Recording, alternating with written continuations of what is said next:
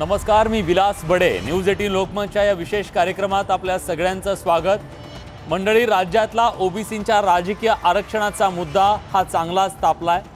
कारण राज्य सरकारनं काढलेल्या अध्यादेशाला सुप्रीम कोर्टानं स्थगिती दिली आणि त्यानंतर भविष्यात होणाऱ्या पुढच्या काही महिन्यात होणाऱ्या मिनी विधानसभा निवडणुका अर्थात स्थानिक स्वराज्य संस्थांमधलं ज्या निवडणुका आहेत त्यातलं ओबीसींचं राजकीय आरक्षण आता धोक्यात आलंय.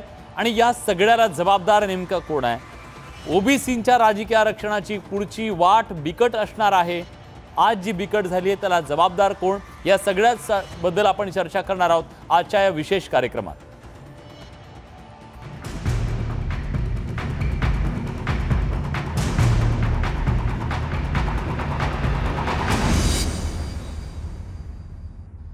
आपल्या चर्चेमध्ये सहभागी होण्यासाठी मान्यवर पाहुणे आपल्या सोबत आहेत ओबीसी नेते प्रकाश शेंडगे. प्रकाशजी, स्वागत आहे तुमचं न्यूज 18 लोकमतमध्ये. काही वेळात आपल्या सोबत जोडले जातील माजी मंत्री राम शिंदेजी आणि त्याचबरोबर काँग्रेसकडून सरकारची बाजू मांडण्यासाठी अतुल लोंढे काँग्रेसचे मुख्य प्रवक्ते आपल्या सोबत या चर्चेमध्ये सहभागी होणार आहेत. पण मी सुरुवातीला प्रकाश शेंडगे यांच्याकडे जातोय. प्रकाशजी, आज जी खडतर वाढ झालेली आहे, आरक्षण पूर्णपणे धोक्यात आलेलं आहे, याला जबाबदार नेमकं कोण आहे? कारण केंद्र आणि राज्य दोघंही एकमेकांवर आरोप प्रत्यारोप करतायत. विलासजी, आता कालपासून आपण सगळं पाहतोय की जे आरक्षण जे धोक्यात आलं आता, ह्याचा पहिला जो निकाल लागला होता 2010 साली लागलेला.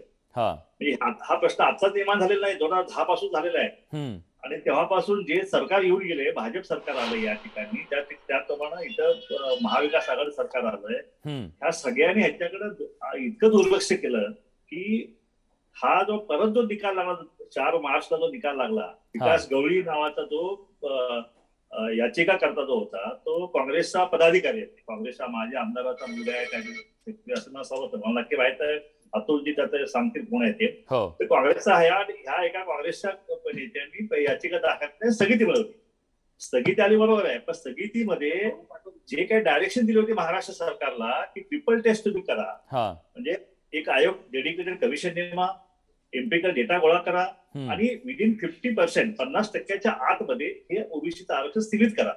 अशा प्रकारे ट्रिपल टेस्ट करा आणि हे ट्रिपल टेस्ट केल्यानंतरच तुम्ही हे आरक्षण देऊ शकता. अशा प्रकारचा मॅन्डेट जो आहे तो महाराष्ट्र सरकारला दिला. पण तो देऊन सुद्धा आता 9 महिने झाले. 9 महिने हे सरकार जे आहे, हे सरकार फक्त केंद्राकडून म्हणजे बोट दाखवणे, केंद्राकडून एम्पिरिकल डेटा कसा आणायचा, केंद्राकडून आल्याशिवाय काही होणारच नाही, अशा आविर्भावामध्ये हे 9 महिने घालवले.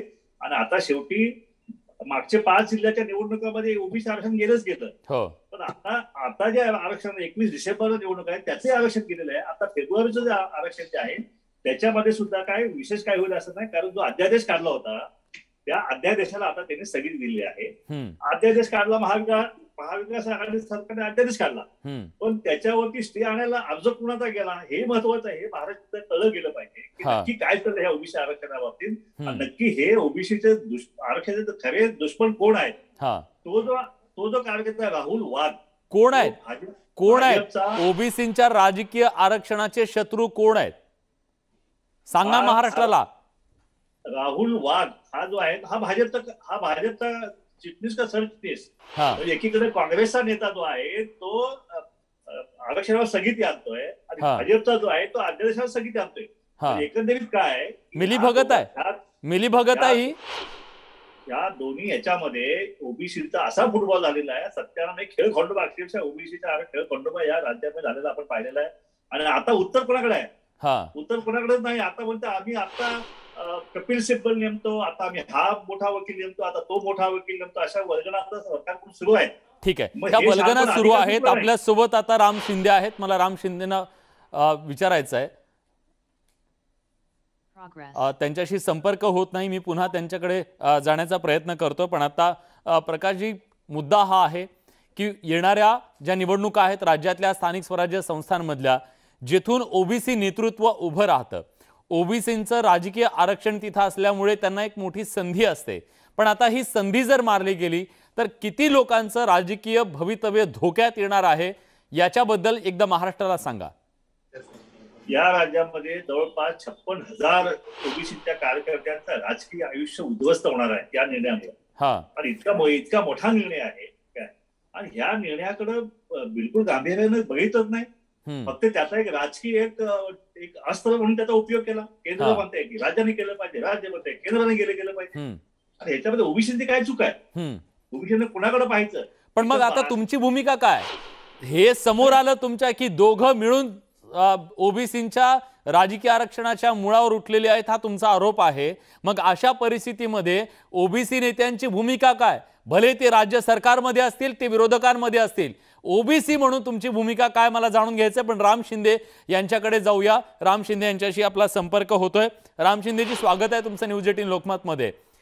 राज्य सरकारला राज्य सरकारचे प्रश्न नक्की विचारेन, पण आता प्रकाश शेंडगे यांनी सांगितलं की केंद्राची जी भूमिका आहे सातत्याने राज्य सरकार सांगतंय, ओबीसी नेते सांगतायत. आणि आज सुप्रीम कोर्टाचा जो निकाल आला आताचा याच्या स्थगितीच्या संदर्भातला, तो रिपोर्ट सुद्धा सांगतोय की केंद्र सरकारनं तो डेटा राज्य सरकारला द्यायला हवा. राज्य सरकार त्यांच्याकडून ते घेऊ शकतं.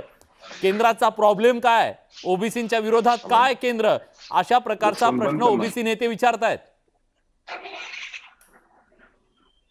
फोन बंद आलाय का काय? आवाजच गेला बाबा. तुमचा आवाज येतोय राम शिंदेजी, बोला. या संदर्भामध्ये सुप्रीम कोर्टाचा जो आदेश आलाय, ओबीसीचं आरक्षण या स्थानिक स्वराज्य संस्थेतून गेलेलं आहे. या प्राप्त परिस्थितीमध्ये राज्य सरकारने आणि राज्य निवडणूक आयोगाने जी भूमिका घेतलेली आहे ती ओबीसी वरती अन्याय करणारी आहे. आपण पाहिलं तर या संदर्भामध्ये प्रकाश अण्णा शेंडगेंनी सर्व ओबीसी आरक्षणाच्या संदर्भामधले इतिहास सांगितला. पण आत्ताची तातडीची गरज काय आहे की नगरपंचायतच्या निवडणुका असताना प्रत्येक जवळपास 106 नगरपंचायतच्या निवडणुका आहेत आणि प्रत्येक नगरपंचायतच्या निवडणुकीमध्ये 4 ते 5 या जागा आहेत. आणि या 4 ते 5 जागा असल्या कारणाने त्या नगरपंचायतच्या क्षेत्रामध्ये जवळपास 40%, 30 ते 40% जनतेला विश्वासात न घेता ही निवडणूक होणार आहे. राम शिंदेजी, माझा प्रश्न काय, तुम्ही उत्तर काय देता मला कळत नाहीये. मी तुम्हाला विचारलं केंद्राच्या भूमिकेबद्दल. दुसरा प्रश्न, तुम्ही जे सांगितलं होतं की अध्यादेश काढणं गरजेचं आहे, राज्य सरकारनं काढला अध्यादेश. आता तुम्ही काय त्याचं उत्तर देणार? अध्यादेश काढणं गरजेचं आहे, पण अध्यादेश तो टिकवणं आणि सरकारची बाजू मांडणं हे देखील महत्वाचं होतं. जनगणनेच्या आकडेवारी राज्य सरकारला देणं ही सुद्धा जबाबदारी आहे की नाही केंद्र सरकारची? आपण चुकीचा प्रश्न विचारताय. जनगणनेची नाही, इम्पेरिकल डाटा देणं आवश्यक होतं. सुप्रीम कोर्टाने इम्पेरिकल डाटाची मागणी केली होती. राज्य मागासवर्ग आयोग नेमायचा होता, त्याच्यातून हा डाटा कलेक्ट करायचा होता आणि तो सुप्रीम कोर्टाला सबमिट करायचा होता. सुप्रीम कोर्टाचा जो आदेश आहे वाचून दाखवू का? सुप्रीम कोर्टाचा जो आदेश आहे तो आदेश वाचून दाखवू तुम्हाला? The state is free to pursue with the Union of India for getting requisite information which can be then made available to the dedicated commission to be established by it for conducting a contemporaneous religious empirical inquiry into the nature and application of the backwardness of concerned groups. तेच सांगितलं supreme कोर्टाने, empirical data राज्य मागासवर्ग आयोगाच्या माध्यमातून collect करावा आणि त्याच्या आणि हे काय युनियन ऑफ इंडिया कडून तुम्ही घेऊ शकता हे जे सांगतायत त्याच्याबद्दल काय? युनियन ऑफ इंडिया, तुम्ही state of backward class commission म्हटलं ना त्याच्यात. मला काही कळतच नाही. तुम्ही ठीक आहे, म्हणजे कोण बसलाय? ठीक आहे, येतो अतुलजी, बरं झालं तुम्ही आलात. आता तुमचीच कमी होती. मी घेतलं, केंद्र सरकारला विचारलं, त्यांचं उत्तर सुद्धा महाराष्ट्रानं पाहिलेलं आहे. अतुलजी, 9 महिन्यामध्ये बाळ जन्माला येतं. 9 महिन्याच्या पूर्वी तुम्ही ओबीसी आरक्षणाच्या साठीचा राजकीय आरक्षण देणे बॅकवर्ड तो आयोग नेमला. 9 महिन्यामध्ये तुम्ही त्यांना निधी देऊ शकला नाहीत. 9 महिन्यामध्ये त्यांना बसायला खुर्च्या ऑफिस देऊ शकला नाहीत. 3 महिन्यामध्ये तुम्ही हा सगळा इम्पेरिकल डेटा गोळा करणं पॉसिबल होतं, पण 9 महिन्यामध्ये तुम्हाला ते करू शकले नाहीयेत. तुम्ही सातत्यानं केंद्राकडे बोट दाखवता. 9 महिने केंद्राच्या नावानं बोट मोडलात, पण 9 महिन्यात काम केलं असतं तर इम्पेरिकल डेटा मिळाला असता आणि ओबीसींना आज भटकावं लागलं नसतं. राज्य सरकारची भूमिका चुकली असं नाही वाटत? विलास, आपण बोललात, चांगलं बोललात, मी माझा आपल्या विचारलेल्या प्रश्नाचं उत्तर देतोच, पण यापूर्वी मला माहित नाही, भाजप मला दिसत नाही इथे कोण आहे भाजपचे जे होते ते तुम्ही राम शिंदेजींना तुम्ही जे इंग्रजीमध्ये वाचून दाखवलं ते पूर्णतः लक्षात आलेलं नाही किंवा ऐकून असेल गेलं व्यवस्थित. मला राम शिंदेना एवढं सांगायचं आहे, त्या ऑर्डरमध्ये सरळ लिहिलं आहे स्पष्टपणे की you can get requisite information from the union of India. Union of India government, central गव्हर्नमेंटला युनियन ऑफ इंडिया म्हणतात कॉन्स्टिट्युशनल भाषेमध्ये, आणि सुप्रीम कोर्ट किंवा कोर्ट लँग्वेजमध्ये युनियन ऑफ इंडियाच लिहिल्या जाते. तामिळनाडू सरकारने पण म्हटलं की henceforth we are not going to call this government as central government, will call it union government. तर हा ते दिलेला आहे, कदाचित त्यांच्या लक्षात नसेल आलं. ठीक आहे, मी बोलतो ते झाले बोलतो. राज्य सरकारबद्दल बोला आता तुम्ही. राज्य सरकारचं काय, 9 महिन्यात तुम्ही काय केलं? 3 महिन्यात इम्पेरिकल डेटा काढणं शक्य आहे, 9 महिन्यात राज्य सरकारनं काय केलं? विलास रागवू नकोस, सांगतो मी तुला, देतो उत्तर त्याचं. असं आहे विलास की 6 अध्यक्ष जो आहे तो कोर्टाने माननीय हायकोर्टाने डिसाईड करायचा होता. माननीय उच्च न्यायालयामध्ये 6 महिने आम्हाला नाव मिळालं नाही. 6 महिने हे मगाशी ओबीसी जनकल्याण मंत्री जे आहे त्यांनी सांगितलं.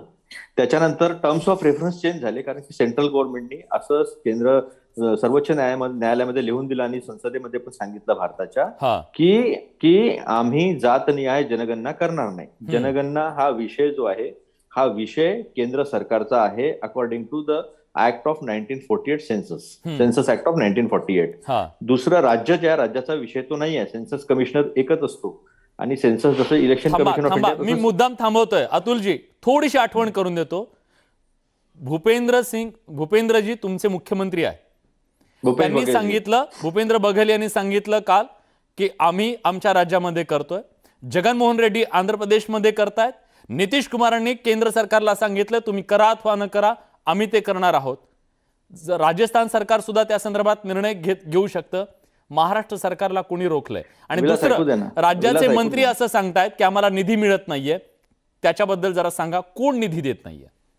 असा आहे विलास की छत्तीसगडनी म्हटलं अजून सुरू केलेलं नाही, आम्ही करू.